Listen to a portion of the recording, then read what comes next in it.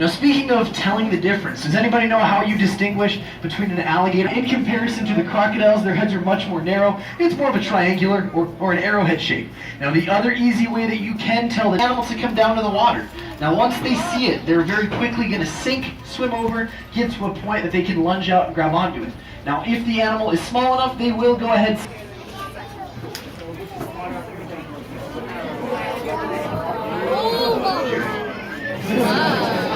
Alright, we're going to chase him back in.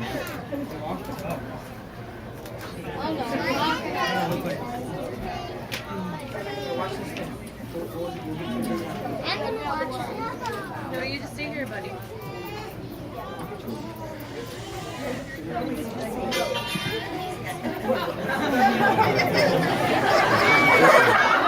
You didn't know it? This is how you walk your alligators?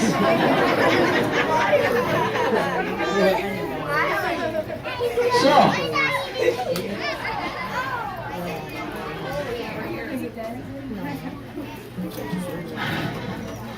hate my job.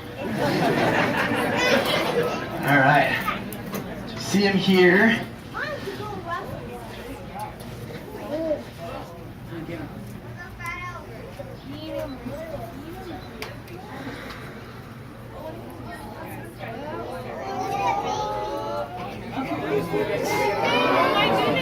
All right, sit.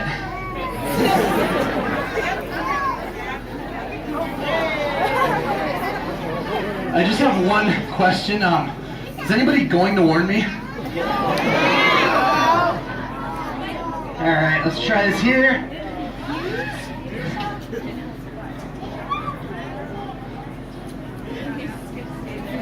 No, no, no, no, no.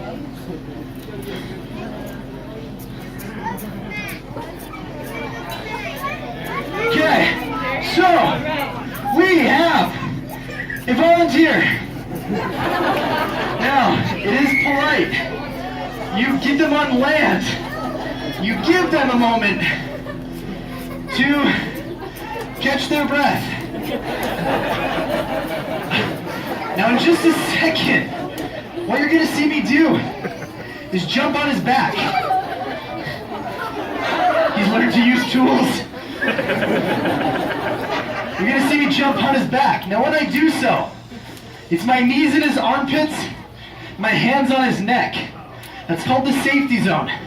I'm not going to get bit while sitting like that, and it's important to me. But before I jump, there's a couple of different things you have to watch out for. The first is the placement of his head. Where those eyes are located, he can only see things that are above him, directly to the side of him, all right? He cannot see anything right in front of him. More importantly, right behind him. So if I jump with that head like it is right now, he's not going to see me. He's not going to meet me halfway with that kiss. And also, when I do jump, knees in his armpits, hands on his neck, it is very, very important that I don't overshoot that target area. So I like where that head's located. Tug on his tail, quickly jump, just like that. And from here, it's yeehaw. Thank you. So, you also may have noticed one of the first things I did after jumping on was to cover up his eyes, just like that. Now, it does seem to relax them, but we're not entirely sure why it works.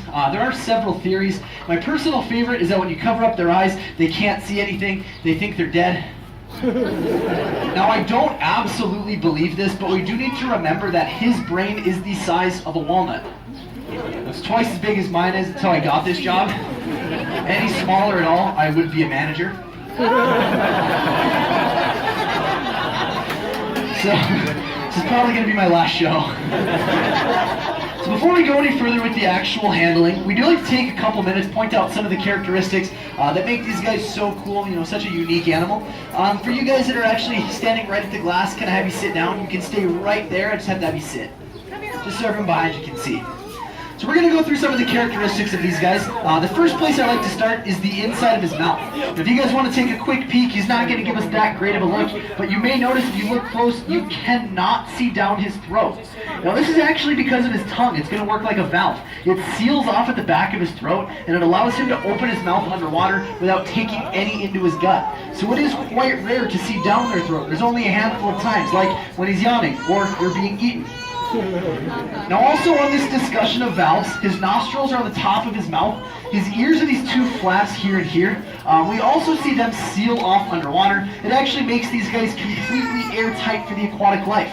In fact, they can lay with just those eyes above the surface, and that makes for a great hunting, a great stalking adaptation. But it's not so good for the actual confrontation. Now you also may have noticed as that portion was going on, we were getting just a little bit more activity.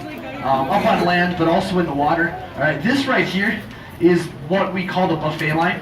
And it does mean that it's almost time for the feeding portion. So what I'm looking for is about 2 or 3 smallish volunteers. Don't think you guys get what I mean by that. Your siblings may. So, I was just joking. I do have a bucket of food in the back though, and I will run and get it. But I do like to point out something about their teeth first. Now the shape of those teeth, they're conical. They're round and pointed. With a tooth of that nature, if something is too large for them to swallow whole, they cannot simply take bites out of it like you or I could. Instead, what they have to do is grab that food, shake throw down the food. It does not take them that long to start to associate me with food. It won't take much longer after that for me to end up being their food. So to avoid this, we have started to train them through both a visual and a sound signal. The visual signal is me holding this green bucket. Sound signal is me hitting the bucket with this stick. Now when they hear that noise, it is going to work somewhat like a dinner bell. They will know that dinner is served. As you can see, we're already getting a little bit of excitement. As soon as I hit this bucket, it should double, if not triple. And this really is not an animal you want to keep waiting, so here we go.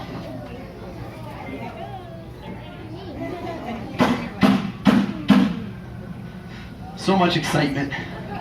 Now it is small, bite-sized pieces of chicken that we're throwing out right now. Very basic. We do get it from the grocery store. I think it's Tyson today, actually. So we saw he completely disregarded the chicken. This gator does want the other white meat. But they do have a, like we talked about, limited sight of seeing.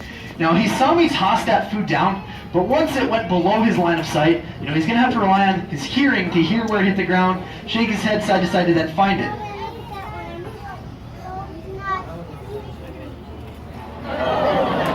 Now also with that guy, you may notice he grabs that food right away, he's making that chewing motion. The chew is not in the sense that you or I may know it.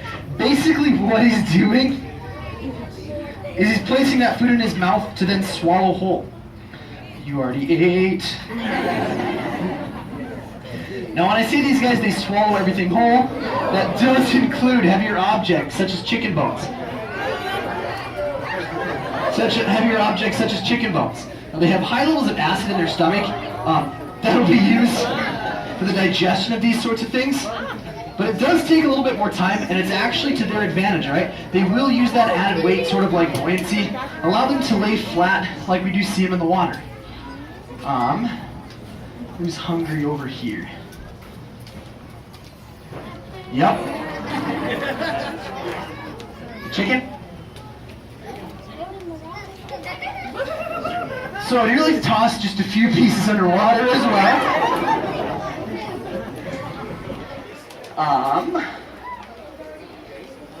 So with this alligator right here, and I'll show you guys over there as well. I'm going to make my way back over there. He's going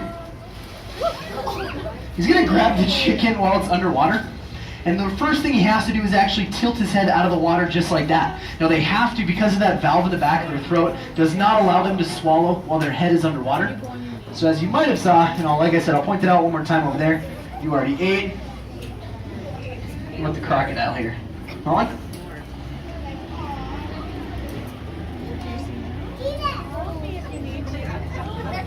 Alright. So you may also notice in this show, I'm only going to be feeding out about 10 pieces of chicken. It's not going to be enough to feed every single one of them. Now, it really doesn't matter because they are cold-blooded. They do have rather slow metabolisms. They're not going to be hungry as often as you or I may be. In fact, it's not that uncommon for these guys to go days, weeks, sometimes even a full month in between substantial meals. And actually, there is a group of Nile crocodiles. They live in Africa. They're only going to have substantial meals once every year. And this is when the wildebeest herds, they pass through for migration. So really, if one of these guys, they don't get fed at one show, it's not a big deal for them to wait a few hours until their next opportunity does arise.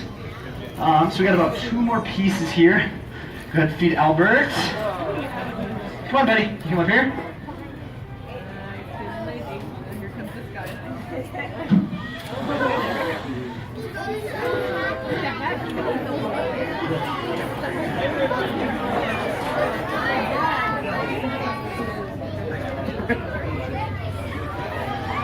You guys gotta come up here, though.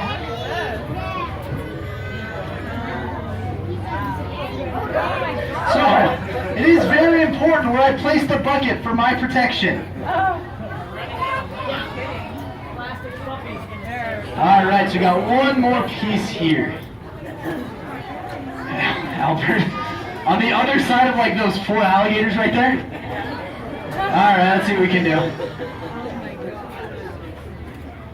Alright, so that was the last piece of food that I had for these guys. What I'm going to do now though, is I'm going to run back, I'm going to wash off my hands, and I do actually have one more surprise for you guys.